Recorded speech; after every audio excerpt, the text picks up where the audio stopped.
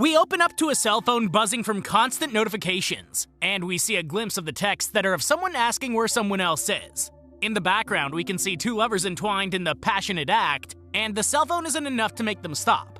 Then we cut to Brooke as she braces herself to open the door, and then we see Owen pacing around inside. When Brooke comes in with her suitcase, she hugs Owen tight, and they tell each other how much they missed each other. She notices something is off with him, and he notices the same with her. They play it off like nothing happened, but we start going back 5 days into the past to get a recap on what we missed. Brooke is decorating her studio with her artwork, and back at the apartment, we can see that the two of them are actually a very happy-looking couple. Around 2 a.m., she comes home to crawl into bed with Owen, but he wants to start getting a little closer to her. Suddenly, Brooke's phone goes off, and it's Ansgar asking if she's still awake. Ansgar goes to the studio to do an interview on his art in the morning, and his morals are clearly questionable as he answers. Brooke watches from nearby, and Owen slowly walks up behind her. Ansgar tries to explain that while his art is sexual, he only paints women that are important to him. The interviewer tries to warn Brooke that the critics will only think that this is porn, but Brooke stands firm in her belief in the art. Owen seems to be on the interviewer's side, though. When Ansgar talks to Owen, all he talks about is how much he likes what he sees in Brooke. When Owen tries to call Brooke over, she holds a finger up, and Ansgar takes this as a sign. After the interview, the couple heads out to meet up with Eleanor and Adam to talk about Brooke's potential success. We also find out that the two of them are having trouble conceiving a child. Right on cue, Ansgar texts Brooke, and when she takes too long to text back, he ends up calling her. Owen brings up the fact that Ansgar has a habit of sleeping with married women and painting them, and Eleanor and Adam tell them that everyone cheats. They would know. They're both divorce attorneys.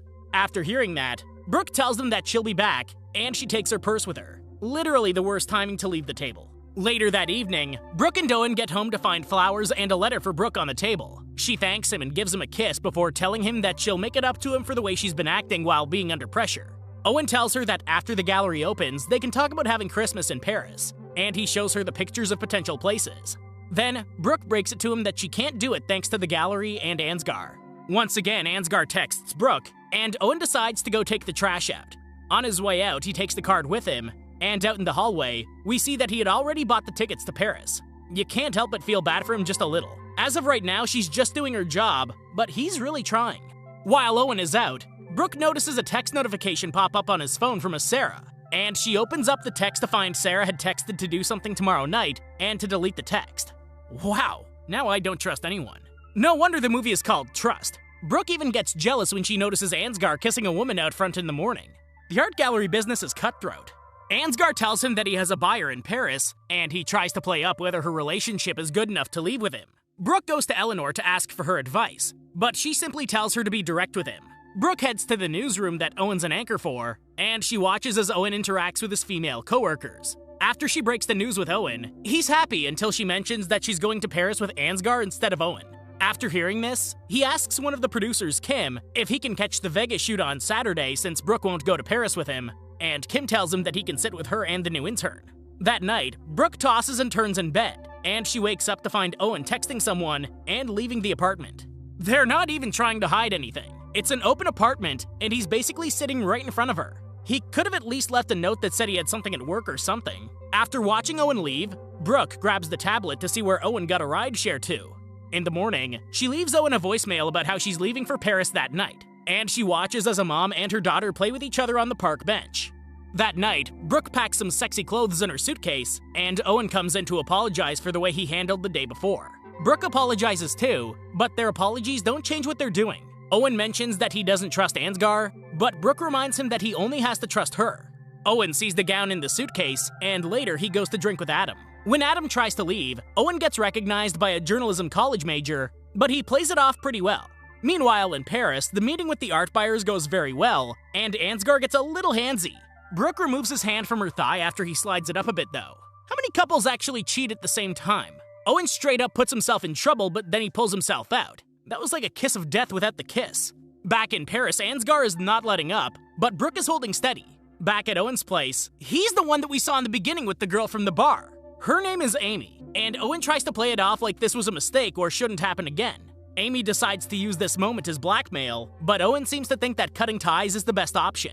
Over in Paris, Brooke decides to cut her visit to Paris short, and she rushes back to New York City. After greeting Owen at home, Brooke heads to the gallery to get things ready for the opening, but Ansgar arrives with a new piece of work that he wants to add as the main piece. When Ansgar reveals it, he calls it Brooke, and it actually looks like her. This is one of those worst-case scenarios. We don't even have confirmation that anything actually happened in Paris. He could just be a prick.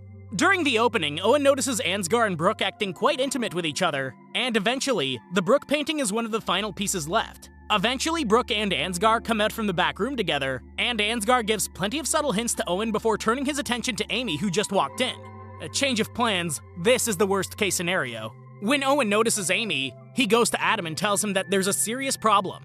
They try to set up a story to tell Brooke, but they don't get it straight before Brooke comes back. Soon enough, Ansgar and Amy come over to the group, and Owen tries to act like he's never seen Amy before. Everyone goes their separate ways, and Ansgar gives her a ride to Owen's apartment. Brooke is closing up the gallery, and she goes up to tell him something important. Once upstairs, Amy tells him that he doesn't get the whole story. Apparently she met Brooke a few days ago. At least they do us the courtesy of telling us there's a time jump. We're going back to the night that Brooke left Owen and their friends at the restaurant. It turns out that she just went to the bathroom, and Eleanor follows her to talk about her suspicions. Next, we see the time that Brooke went to talk to Eleanor about going to Paris, and she goes through Owen's tablet to snoop. When Brooke talks about her sliver of doubt, Eleanor brings up the idea of hiring a decoy and PI, and she gives her the card for an agency to call. Sure enough, the night that she watches Owen get in a rideshare, she finds that he's going to a one-night B&B, and later his tablet gets a notification for sushi for two being delivered to the B&B. Now Brooke decides to call the agency, and the next day she ends up meeting Amy to go over the specifics of her being a decoy for Owen. Amy assures her that she has no need to worry about her taking Owen, and she's 100% professional. Amy tells her that if she wants to bail at any time, all she has to do is text her under a fake name. And when we jump forward to the night of the fling, we see that Brooke sends Amy that exact text. Oh snap, her professionalism is being put into question. Not only that, but we finally get a glimpse of the other side. Is Brooke innocent from that night in Paris? Yeah, she is. She straight up leaves Ansgar in a bar to go sit in a hallway trying to get a hold of Owen. I'm really on Brooke's side now. Meanwhile, Amy is over here being a little teased when Owen finally answers Brooke. This is one of those webs that's so thick that no one's going to make it out alive. The next morning, Brooke wheels her suitcase downstairs, and Ansgar keeps trying to lay the charm on thick. Brooke shows an immense amount of restraint, and she makes her way back to New York. When we get to the point where Ansgar leaves after showing his new painting, Amy pops up at the gallery. When they get to the office, Amy tells her that her phone died, so she never got any audio, and she lies about the video guy showing up. Amy tries to tell her that Owen passed the test, but Brooke wants more than that. Amy plays up a fantasy about Owen being a perfect gentleman, and Brooke pays her the rest of her fee. Before Amy heads out, Brooke invites Amy to the gallery opening that night, and she tells her not to worry about Owen.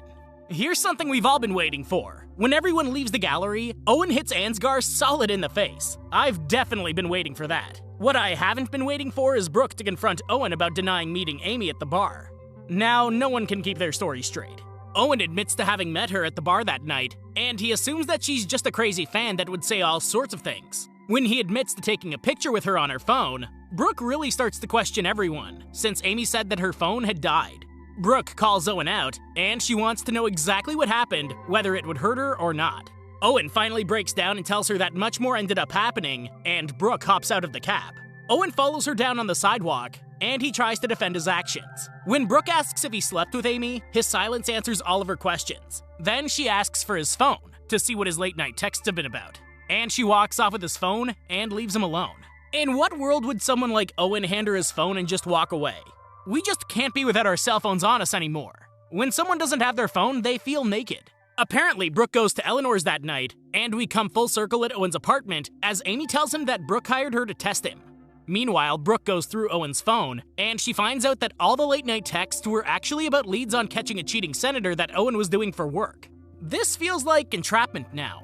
After realizing her mistake, Brooke goes home to find Ansgar waiting outside for Amy, and she heads upstairs to find the two of them discussing things. Owen can't believe that she would hire someone to try and get him to cheat, but Brooke expected him to have the fortitude to say no. Brooke believes that just because she created the circumstances doesn't mean that it gives him a free pass. Owen admits that he hated the idea of messing up, but he admits that this was the first time that he hadn't been thinking of Brooke over himself. Finally, Amy admits to not being very professional, but she can't believe that Brooke would ever want to risk losing the happiness she had. When Amy heads downstairs, Ansgar gives her a cheeky smile, and the two of them go their separate ways.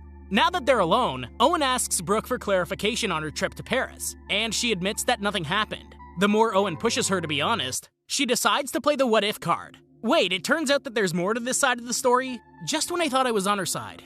Back in Paris, Brooke was sitting in the hallway trying to get a hold of Owen, but Ansgar pops up. She admits that she thinks that Owen is cheating on her, and Ansgar tells her that he has something in his room to show her. Of course, she follows him there, and he shows her the view from his room.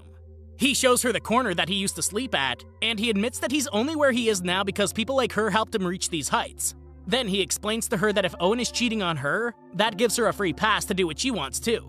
Ansgar wastes no time in kissing her, and he takes her dress off of her. Yet she couldn't go through with it. Brooke still ended up telling Ansgar that she couldn't go through with it, and Brooke calls it a night. Back in the present, the couple had a rough night, and in the morning, Owen gets ready to go to Vegas to cover a news story. He tries to see if Brooke will say goodbye to him, but all she asks is if he's going to come back for Christmas. When Owen can't give her an answer, she asks if this is the end of them. But Owen doesn't have an answer to that either. Instead, he just pulls out the tickets to Paris that he had gotten for them originally, and he tells her that the plane leaves in 3 hours. Okay, apparently all is forgiven, because the next thing we see is the two of them on Christmas Eve in the future with a baby.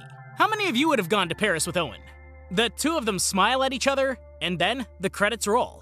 They always make it seem like couples look past all the infidelity and mistrust in no time at all. But this movie was still pretty good. Give it a shot. Thank you for watching, and I hope you enjoyed the video.